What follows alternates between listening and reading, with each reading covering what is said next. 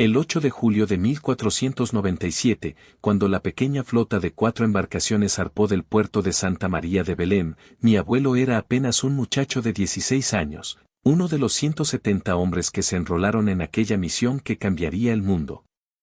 No era marinero de renombre, ni escriba del rey.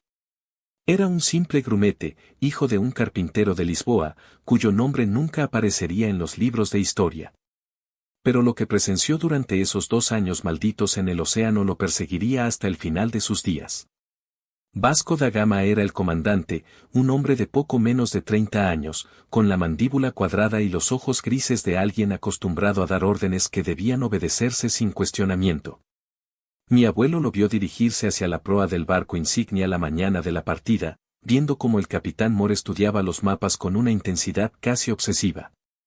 Nadie sabía entonces que aquella ruta hacia las Indias sería el viaje oceánico más largo jamás realizado, que recorrerían más de 24.000 millas náuticas en aguas desconocidas. Los primeros meses fueron relativamente calmados. Siguieron la ruta experimentada que bordeaba la costa africana, pasando por Tenerife y el archipiélago de Cabo Verde. Mi abuelo aprendió a trepar por las velas, a enrollar cabos, a reconocer los signos del cielo que anunciaban tormenta. Pero cuando salieron de Cabo Verde hacia mar abierto, cuando perdieron la vista de la tierra durante 2 meses enteros siguiendo las recomendaciones de Bartolomeu Díaz, entonces comenzó el verdadero infierno. Los temporales llegaban sin previo aviso, azotando la flota con olas que parecían montañas de agua salada.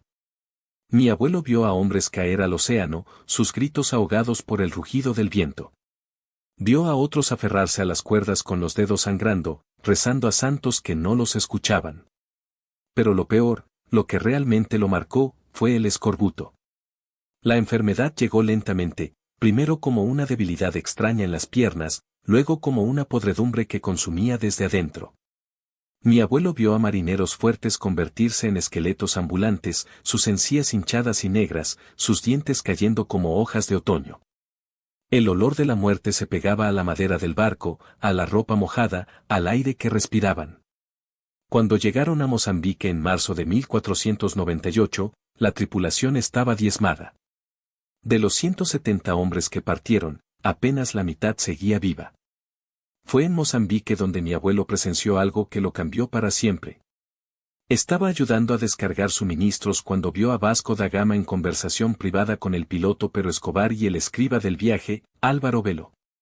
Se escondió detrás de unos barriles, como hacen los muchachos curiosos, y escuchó fragmentos de una conversación que no debería haber escuchado.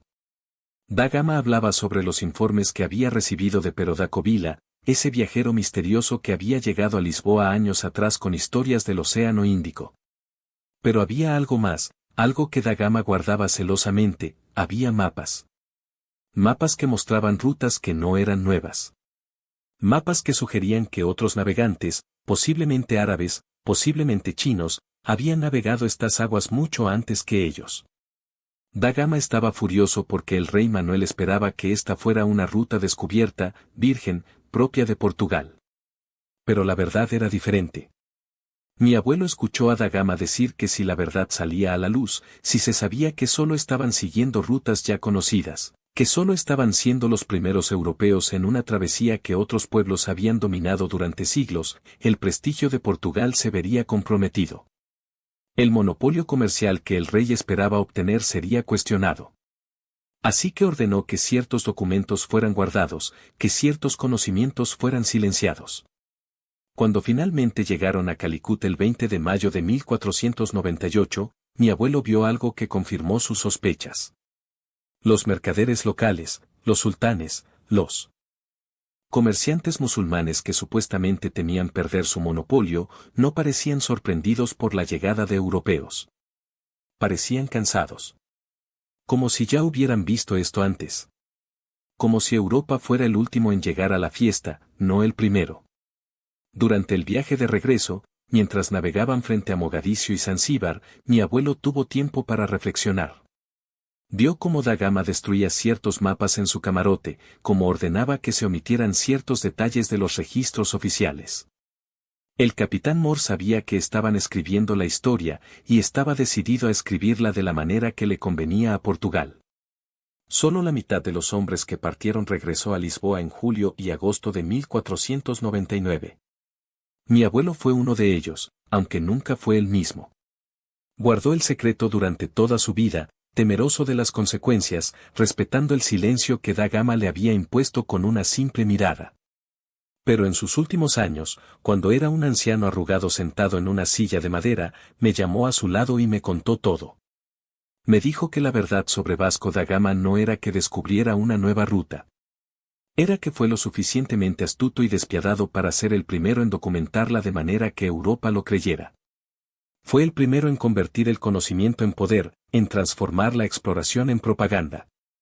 Los portugueses no descubrieron la ruta a la India. Simplemente tuvieron el coraje, o la locura, de atravesarla cuando otros pueblos ya lo habían hecho. Mi abuelo murió llevándose la mayor parte del secreto.